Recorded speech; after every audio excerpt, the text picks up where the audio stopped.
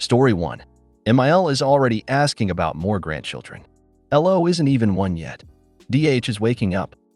Title: I am so flabbergasted right now, but also kind of relieved. MIL called tonight to get details on LO's surgery tomorrow. Not to see if she can come over to help with post-op care. No. Just to see when she has to pray for us.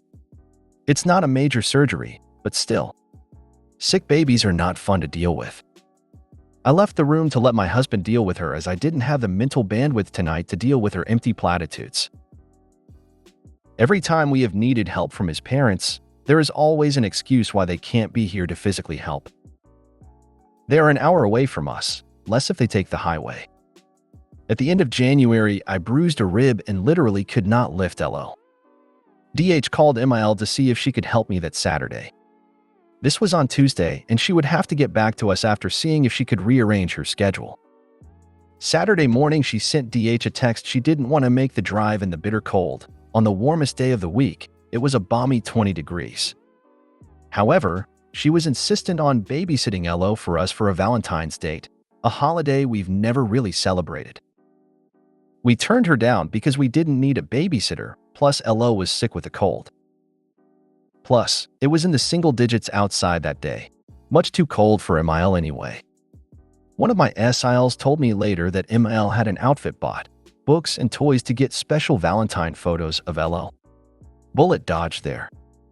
We've told her before no more photo ops of LO, so she's in timeout until Easter. Sorry, back to what happened tonight. Because of that, the rest of the conversation is coming second-hand from my husband except for what he said when he hung up. While on the phone, because this was apparently the best time to ask, she brought up if we're thinking of a second child yet as we're both getting older and my clock is ticking.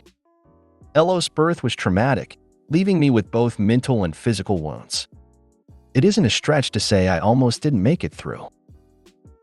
DH and I both wanted as big a family as finances allowed, but after my labor, my husband told me point blank, "We are not putting you through this again."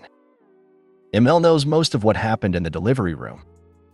She still had the balls to tell my mom, "I hope she's not too traumatized to have more," when I was only 2 days postpartum. Looking back, that should have been a big hint to me about how ML sees me, but I digress. DH reminded his mom of the potential dangers after she tried to probe more. MIL's response? A good mom should be willing to die for her children. DH, a good mom should want to live for her living children. Need to go, Mom. I heard this part because he came into the living room fuming. He came over and gave me a hug and apologized for not standing up for me more with his family. I think ML let her mask slip a bit too much tonight. I haven't seen DH this upset in a long time. He now wants to stay home for Easter and is considering not inviting his parents to LO's birthday get-together.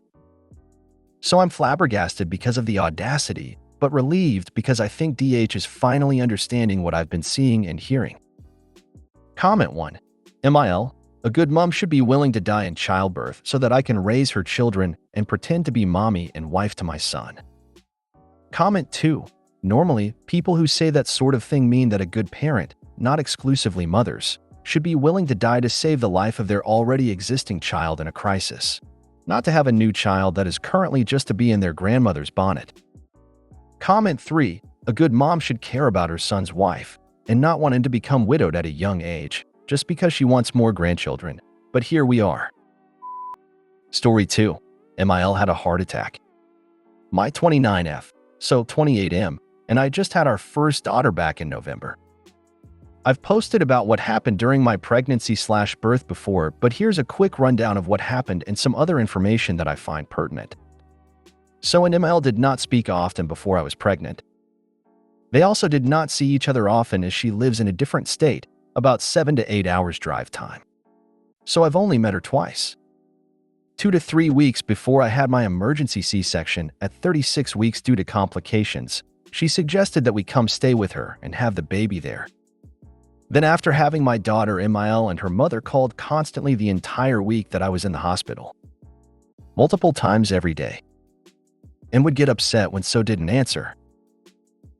ML's mother went so far as to say that he was ignoring his and got upset with him.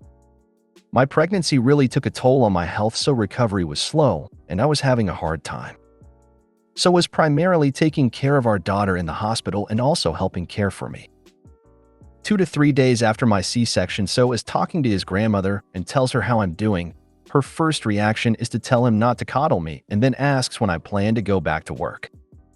Afterwards, So and I had a long talk about what she said and the frequency of her and his mother's calls, and he spoke to them the next day about it. The way they acted during my postpartum hospital stay and after is the biggest reason that I feel the way that I do. But there is another reason that I have problems with them. Emil was in an abusive relationship when So was very young. And long story short, she basically allowed this man to abuse So. His father was Slash is a very capable and loving parent who tried to remove So from the situation, but she would not let him take So. The trauma from this abuse has caused So to have significant mental health problems to this day. Emil's mother has lied, saying she did not about the abuse. So father had showed her pictures that they used in the court case. So and Emil recently talked about the abuse as he is still trying to work through what happened, and Emil constantly downplays the trauma that the abuse caused So and refuses to acknowledge that she played a part in it as she allowed it to happen. Today, she called me and of course I didn't answer. Less than 10 minutes later, So calls and asks if Emil called me, and I told him yes. He then tells me that she had a heart attack. I say, "Oh wow, why did she call me?" He says that the first time she called him, he couldn't answer because he was busy at work, so she called me looking for him. I just say, "Oh okay," then ask him if she's in the hospital, etc. and how work is going, but he seems frustrated and we get off the phone. So I guess my question is, am I being insensitive? I don't particularly want her to die, but I also do not really care that she is in the hospital.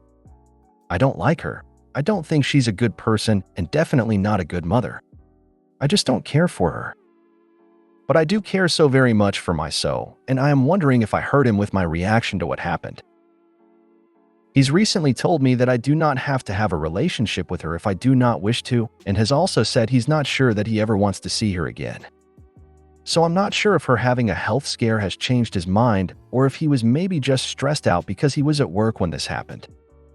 Either way, I know we will talk about things more when he gets home, but I was curious to see what you all think.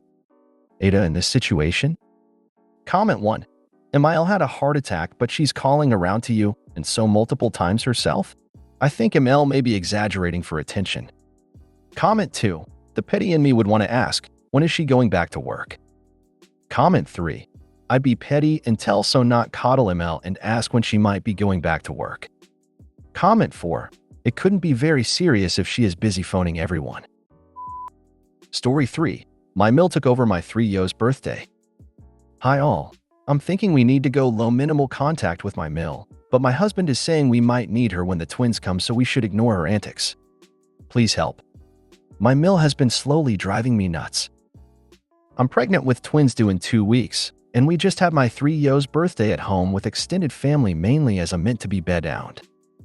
My own mom was a huge help / made the amazing cake / cleaned up. However, my Mil was an absolute pain. She disrupted the birthday song by bringing in a new toy of glow sticks she brought that she wanted my 3-year-old to wear as bangles, WTF. So we had to sing happy birthday twice. The first time was cut short by her shouting about glow sticks. So my daughter ran to her on the other side of the table, and the second time was my daughter in my Mil's arms instead of mine / my husband's because of the stupid glow sticks. Luckily, my husband took her back for cake cutting after I just announced. Fine, I'm cutting the cake myself. Cut down all my ideas of birthday parties for next year in a really condescending way, and expects us to do a separate birthday party for each kid each year.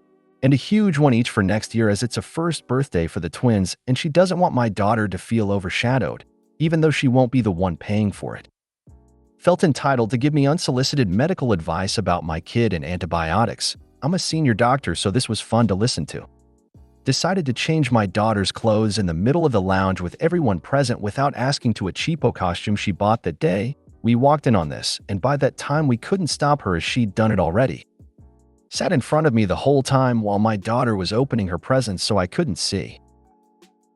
I'm honestly gobsmacked by the audacity of this woman. It's been 2 days, and she has asked for photos, most are of her with her 2 grandchildren, and a video of the birthday song. I'm tempted to literally delete every photo of her in petty vengeance. My husband is going to talk to her, but he's also concerned about the help possibly needed from her with the twins. However, she is driving me insane. She constantly disrespects me, and I feel like if you disrespect the mom, you don't get access to the kids. I really wish I could just cut her off altogether. I have a feeling that, at some point with the twins and sleep deprivation, I'm going to actually slap her or go off at her. I don't know why she pushes my buttons so much. Edit. Thank you so much everyone for all your helpful advice. It's so reassuring to hear I'm not going crazy by wanting a significant change.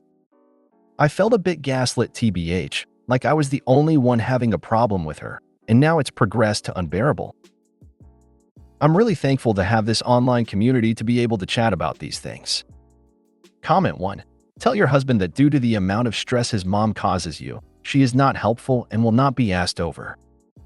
Be clear that you will hire someone who has to listen to you before you allow his rude mother and who ignores your wishes and caused problems in the previous postpartum. Comment 2. You do not need her when your twins are born. Tell your husband no. She will not be helpful at all. She'll be overbearing and take over. Have your mom or someone else help. Or he can actually help too. Next year, be harsh. MIL, can you move so I can watch my child open gifts? Before singing next year, MIL, make sure you stay in the room and sing with the rest of us. No interruptions like last year. Call her out in front of everyone. That's the only way people like her learn. Tell your husband since he won't put her in her place, you will. Comment 3. Free daycare I send you free. Stand your ground. You got this. Your partner needs to step up. Comment 4. If your husband insists on his mother helping, come up with a list of the things you want her to do. Give it to husband and have him give it to his mom. Then watch her reaction and watch if she decides not to help after all. If she's going to help, it needs to be doing things you actually need help with. Not acting like the new mom while you are recovering and doing the labor of actual care. If you made it to the end of the video, thanks for watching. Don't forget to like, subscribe, and share, and we will see you in the next video.